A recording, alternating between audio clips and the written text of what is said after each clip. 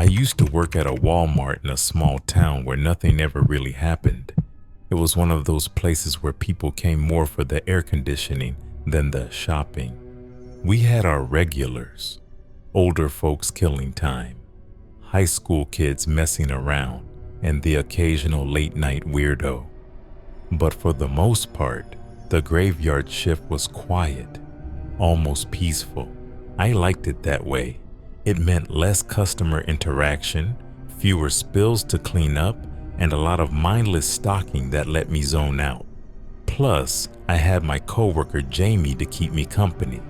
We'd usually just mess around, making bets on who could stack cans faster or trying to scare each other with fake ghost stories.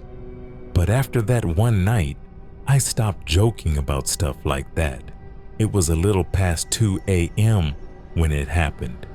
The store was practically dead, just a couple of exhausted night shift workers and the usual stragglers. Jamie and I were restocking aisle 14, canned goods. The fluorescent lights buzzed overhead, and the radio played some old 80s song, barely loud enough to hear. That's when I saw him. He was just standing there. A few feet down the aisle in front of the canned soups, a man stood completely still with his back to us, not browsing, not reaching for anything, just standing. I thought maybe he was lost or looking for something, so I called out, "Hey man, you need help finding something?" He didn't move. Jamie nudged me. "Dude, what's up with that guy?" I stepped forward, hesitating a little. That's when I noticed something was wrong. His shoes were on the wrong feet, not just untied or messy, literally switched, like a little kid trying to dress themselves for the first time. His arms hung strangely at his sides, too stiff, and his head was tilted at this weird, unnatural angle, like he was listening to something we couldn't hear. Something about him sent a chill down my spine. "Sir?" I tried again, waving a hand. Still nothing. Then, without warning, he turned his head. Just his head. His body didn't move an inch, but his neck twisted sharply, way too far, until his wide, bulging eyes were locked onto mine. His mouth was slightly open, frozen like he was mid-scream, but no sound came out. I felt every hair on my body stand up. "Jamie," I whispered. "Yeah?" "Run." Neither of us waited to see what he'd do next. We turned and bolted, nearly knocking over a display of mac and cheese boxes. I don't know what I expected. Maybe the sound of footsteps chasing us, maybe that horrible stretched out face appearing right behind me, but there was nothing. When we reached the back of the store, panning, we found our manager, Carl. We tried explaining what just happened, but we probably sounded insane. "There's some guy in aisle 14. He's just standing there, but something's wrong. His eyes, man, his eyes." Carl just sighed, clearly thinking we were messing around. "All right, let's go see this terrifying Walmart demon of yours." We followed him back to aisle 14, moving slower this time, staying close behind. But when we turned the corner, he was gone. No sign of him. Not in our aisle, not the next one over, not even near the registers. It was like he had just vanished. Carl gave us an annoyed look. "See? You two need to quit drinking so much energy drink crap." "I swear to God he was right here," Jamie muttered. Carl shook his head and walked off, leaving us standing there still rattled. That should have been the end of it. But I couldn't shake the feeling that something was off, something beyond just some weirdo freaking us out. So after my shift, Jamie and I went to the security room and asked to check the cameras. And that's when it got worse. The footage showed Jamie and me stocking shelves, laughing, talking. Then, at exactly 2:12 a.m., we both freeze. I watch as my on-screen self turns to look down the aisle.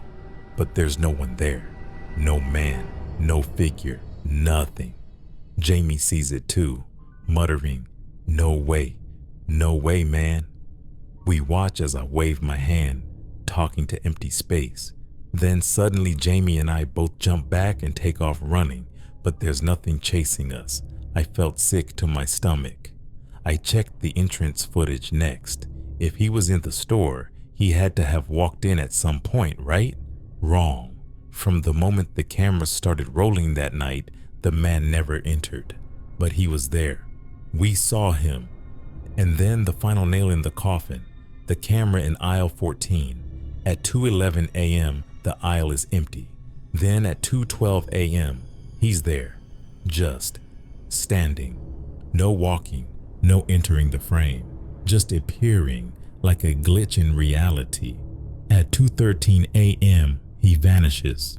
The room felt suddenly colder, like all the air had been sucked out. Jamie backed away from the screen, shaking his head. "I don't like this man." I didn't either, but the worst part? I started remembering something, a feeling. When we were standing in aisle 14, right before I told Jamie to run, I swear, for just a split second, I felt something touch my arm, something cold, clammy, like dead fingers grazing my skin.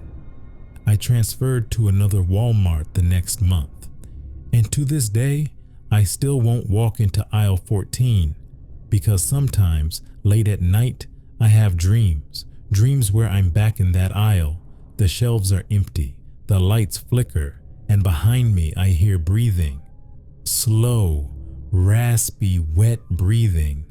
And then I wake up, heart pounding, and my shoes are on the wrong feet.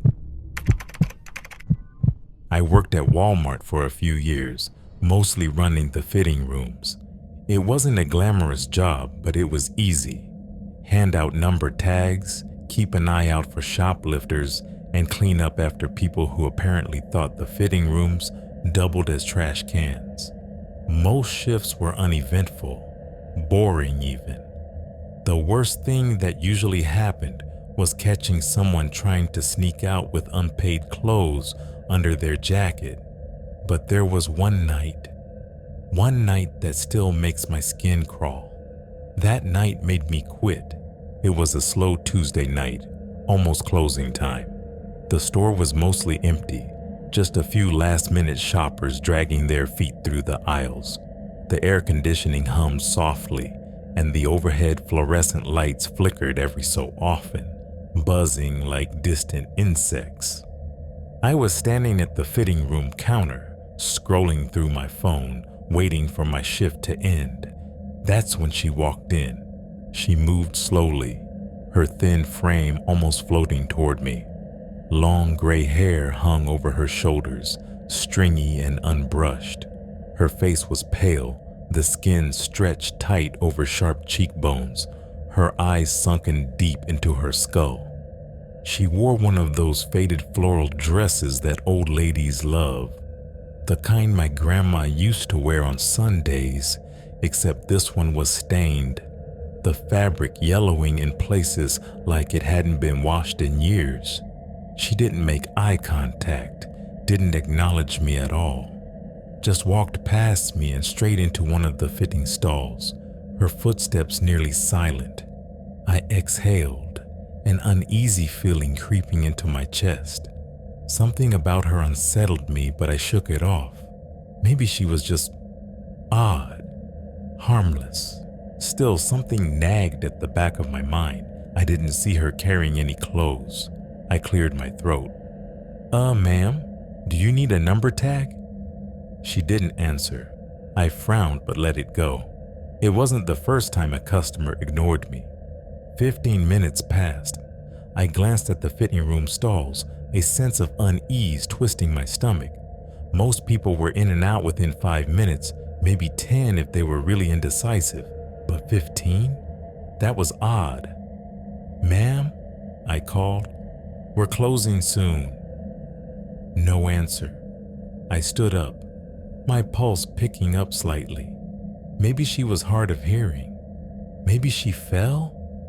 I walked over to the stall she entered and knocked gently on the door. "Ma'am?" Nothing. A chill crawled up my spine. I knocked again, harder this time. "Hello? Are you okay in there?" Still nothing. The air felt heavier somehow, thicker, like the temperature had dropped a few degrees. My fingers trembled slightly as I bent down to check under the door, expecting to see a pair of wrinkled feet in orthopedic shoes, but there was nothing. No feet, no shoes, just empty space. I jerked back so fast I nearly lost my balance, my breath caught in my throat, my heartbeat thundering in my ears. I stood there staring at the bottom of the door, my mind scrambling for an explanation. Number, that wasn't possible. I watched her go in. I saw her with my own eyes. A sickening feeling pooled in my stomach as I pressed my face closer to the stall, peeking through the tiny crack between the door and the frame. The stall was empty. No clothes, no shopping cart, no sign that anyone had ever been in there, but the door was still locked. My mouth went dry. My fingers fumbled with the keys clipped to my belt loop, my skin prickling as I tried to convince myself I was just imagining things. Maybe I was tired. Maybe I just missed her leaving, but I didn't believe that. I didn't believe it at all. I slid the key into the lock and pushed the door open. The stall was completely empty. The light flickered above me, casting erratic shadows on the mirror. My stomach clenched as I turned, scanning the fitting area, expecting, dreading, to see her standing behind me, but I was alone. I backed out of the stall, my breath coming in short, shaky bursts. I needed to get out of there, now. But as I turned to leave, something caught my eye. The number tag, the one I never gave her. It was hanging on the hook inside the empty stall, a plastic card with the number 1 printed on it. My heart nearly stopped. That wasn't there before, I was sure of it. And then, the air changed. The hum of the fluorescent lights faded, replaced by something else. A sound just on the edge of hearing. Breathing. Slow, rattling, wet breathing. Right next to my ear. The cold washed over me like a wave.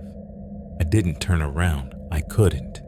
Every instinct in my body screamed at me to run, to get out of that place before I saw something I wasn't supposed to see. I grabbed my stuff and sprinted to the break room, barely able to breathe until I was outside, the warm night air pressing against my skin. I clocked out 10 minutes early. 2 weeks later, I handed in my notice. I don't know what I saw that night. I don't want to know, but I've never stepped foot in that Walmart again, and I still dream about that woman, or more accurately, I dream about the empty space where she should have been, and the breathing, always the breathing. I don't shop at Walmart anymore, not after what happened last year. It's funny, before that night, I used to go all the time. I'd stop by after work, grab some snacks, maybe browse electronics just to kill time. There was something oddly comforting about walking through those bright aisles late at night when the store was nearly empty.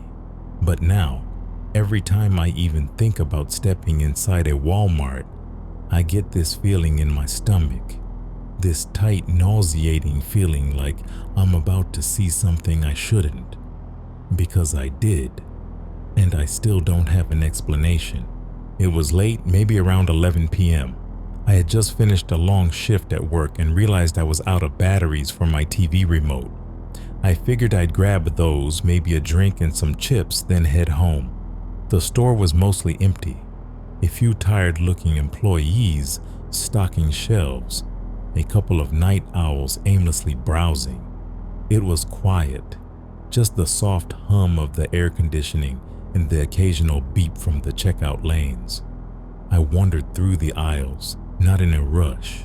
That's when I saw him, a Walmart employee wearing the classic blue vest, pushing an empty cart down the aisle. Nothing weird about that, except he wasn't doing anything. Not stocking shelves, not moving product around, just slowly, mindlessly pushing that cart back and forth, the wheels squeaking slightly against the linoleum floor. His movements were too slow, too methodical, like he was acting out a motion he didn't quite understand. I walked past him, casually nodding. "Hey, man." He didn't react, didn't look up, didn't acknowledge me at all. I figured maybe he had AirPods in or was just spaced out. No big deal. I kept walking, but something about him bugged me. It was the way he moved, too stiff, too mechanical. His posture was weird too, like he wasn't really controlling his own body. The air around him felt wrong, heavy. I shook it off and kept shopping. A few minutes later, I passed another employee, a younger guy unloading a pallet of soda. I nodded toward the first guy and joked, "Man, that dude looks dead tired." The employee looked up at me, confused. "What dude?" I turned to point him out, and he was gone. The aisle was completely empty. My stomach dropped. I know Walmart employees move fast, but this guy had been right there. There was no way he could have just vanished. The worker gave me a weird look and went back to stocking shelves. I tried to brush it off as nothing, just me being tired. But then I saw him again. I was heading toward the front of the store when I noticed him standing at an empty checkout lane. He had his hands on the cart, rocking it back and forth, the same slow mechanical movement, back and forth, back and forth. This time my stomach twisted. Something was wrong. His head was tilted slightly, like he was listening for something. The fluorescent lights above flickered for just a second, but it made the shadows around him stretch unnaturally long, like they were reaching for him. Or maybe he was part of them. I stepped closer, hesitating. "Hey, you good, man?" No response. Then slowly he turned his head toward me. Not his body, just his head. It twisted too far, way past what should have been possible. His eyes locked onto mine, wide, unblinking, and impossibly empty. My breath hitched in my throat. I turned to the cashier at the self-checkout. She was a young woman, probably college-aged, leaning against the counter, bored out of her mind. I nodded toward the empty lane. "What's up with that guy?" She followed my gaze, and then I watched as her face drained of all color. She stared, her mouth slightly open. Then, without breaking eye contact, she reached under the counter and pressed a small red button. I barely had time to react before she turned to me, her voice low and urgent. "Leave, right now." My skin went cold. "What? Go." Her voice was barely a whisper, but there was something in her eyes, something close to panic. Her hands were trembling. I left my stuff right there on the counter and walked straight out of the store.